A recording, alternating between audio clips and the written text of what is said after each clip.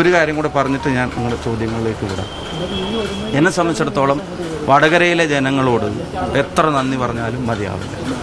ഈ തെരഞ്ഞെടുപ്പിൽ പ്രത്യേകിച്ചും വടകരയിലുണ്ടായ ചരിത്ര വിജയത്തിന് വടകരയിലെ മുഴുവൻ ജനാധിപത്യ വിശ്വാസികളോടും അവർ UDF അർപ്പിച്ച വിശ്വാസത്തിന് ഹൃദയം നിറഞ്ഞ നന്ദി രേഖപ്പെടുത്തുകയാണ്. വടകരയിൽ ചരിത്ര മുന്നേറ്റമാണ് പല പഞ്ചായത്തുകളിലും ഉണ്ടായത്. ഇപ്പം 2-2.5 പതിറ്റാണ്ടിൻ്റെ ചരിത്രം തിരുത്തിയ പഞ്ചായത്തുകൾ മാത്രം നിങ്ങളൊന്ന് എടുത്തു നോക്കുക. പുറമേരി UDF ജയിക്കും എന്നാരും എളുപ്പത്തിൽ വിചാരിക്കുന്ന ഒരു പഞ്ചായത്തല്ല. മണിയൂർ CPMൻ്റെ ഒരു ശക്തി കേന്ദ്രവും ഈറ്റില്ലവുമായി കണക്കാക്കപ്പെടുന്ന പഞ്ചായത്ത്. പിന്നെ ചക്കിട്ടപ്പാറ നിങ്ങൾക്കറിയാം, കായക്കൊടി നിങ്ങൾക്കറിയാം. അങ്ങനെയുള്ള പഞ്ചായത്തുകൾ 20-25 വർഷത്തെ ചരിത്രം, പ്രത്യേകിച്ച് പേരാമ്പ്ര ഉൾപ്പെടെ, ഞാൻ പറയുമ്പോൾ പേരാമ്പ്ര ഉൾപ്പെടെ, പേരാമ്പ്രയിലും ചേമഞ്ചേരിയിലും ഉൾപ്പെടെയുള്ള സ്ഥലങ്ങളിൽ 2-2.5 പതിറ്റാണ്ട് വർഷത്തെ, കായക്കൊടി ഉൾപ്പെടെ വർഷത്തെ ചരിത്രമാണ് ജനങ്ങൾ തിരുത്തി എഴുതിയിട്ടുള്ളത്.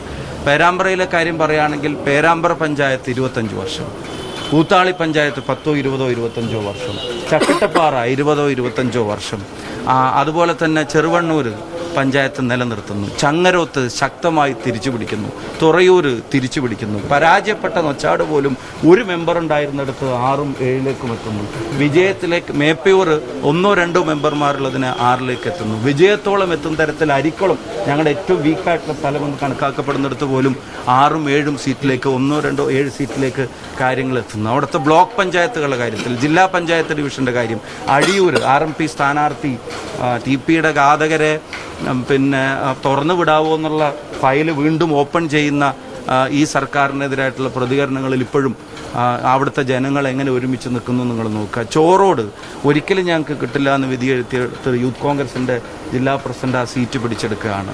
മേപ്പയൂർ ഡിവിഷൻ ചരിത്ര ഭൂരിപക്ഷത്തിനാണ് ജില്ലാ പഞ്ചായത്ത് ഡിവിഷൻ വരുന്നത്. അരിക്കുളത്ത് പോലും നെക്കാണെന്ന് ഇപ്പോൾ ജയിക്കുകയാണ് എന്നുള്ള വിവരങ്ങൾ കിട്ടുന്നു, ഞങ്ങൾക്ക് എഴുതി കൊടുത്തതല്ല. പയ്യോളി അങ്ങാടി ഡിവിഷനിൽ, നാദാപുരത്ത്, ഇങ്ങനെ ജില്ലാ പഞ്ചായത്ത് ഡിവിഷനിലേക്ക് നടക്കുന്ന തെരഞ്ഞെടുപ്പിൽ പോലെല്ലാം ആ വടകര മേഖലയിലെ ജനങ്ങൾ വ്യാജ പ്രചരണങ്ങൾക്കും കള്ളപ്രചരണങ്ങൾക്കും അക്രമങ്ങൾക്കും അതിക്രമങ്ങൾക്കും എതിരായിട്ടുള്ള ലോക്സഭാ പാറ്റേണിനെ ഓർമ്മപ്പെടുത്തുന്ന തരത്തിലുള്ള ഒരു ജനവിധി വീണ്ടും ഞങ്ങൾക്ക് തന്നിരിക്കുകയാണ്. എത്ര നന്ദി പറഞ്ഞാലും മതിയാവില്ല.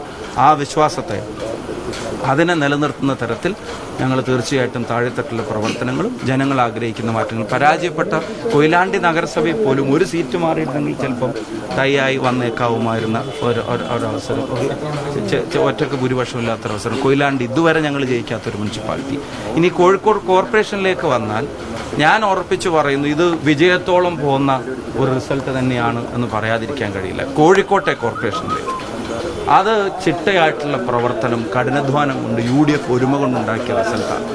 ഈ കോർപ്പറേഷൻ ഭരണത്തിൽ ഇപ്പോൾ CPM തുടരുന്നത് ഒരുതരം സാങ്കേതികത്വത്തിൻ്റെ പേരിലാണ്.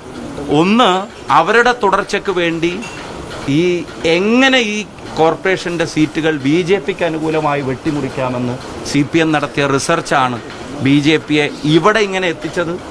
തിരുവനന്തപുരത്തും അതേ പാറ്റേൺ ആണ് കാണുന്നത്. BJPക്ക് കേരളത്തിൽ ഉണ്ടായിട്ടുള്ള നേട്ടത്തിന് നന്ദി പറയേണ്ടത് നരേന്ദ്രമോദിയോടല്ല, ശ്രീ പിണറായി വിജയനോടാണ് BJP നേതൃത്വം നന്ദി പറയേണ്ടത്. അതുപോലെയാണ് കോർപ്പറേഷനിൽ ഞങ്ങളുടെ സീറ്റുകൾ ഞങ്ങൾ അവിടെ മെച്ചപ്പെടുത്തി, തിരുവനന്തപുരത്ത് ഞങ്ങൾ മെച്ചപ്പെടുത്തി. ഇവിടെ ഈ സീറ്റുകൾ, നിങ്ങൾ കോഴിക്കോട്ടെ മാധ്യമ പ്രവർത്തകരാണല്ലോ, ഈ സീറ്റുകൾ ഇത്ര BJPക്ക് വരുന്ന തരത്തിൽ എങ്ങനെയാണ് ഇവിടുത്തെ സീറ്റുകളെ ഇവർ കീറി മുറിച്ചിട്ടുള്ളതെന്നുള്ളൊരു പരിശോധന നിങ്ങൾ നടത്തി നോക്കുക. അപ്പോൾ ഇത് വിജയത്തോളം പോകുന്ന ഒരു പോരാട്ടം, റിസൾട്ട് തന്നെയാണ് കോഴിക്കോട് കോർപ്പറേഷനിൽ UDFനുണ്ടായിട്ടുള്ളത്. അതിൻ്റെ പിന്നിൽ പ്രവർത്തിച്ചവർക്കും ഹൃദയാഭിവാദ്യങ്ങൾ നേരുകയാണ്.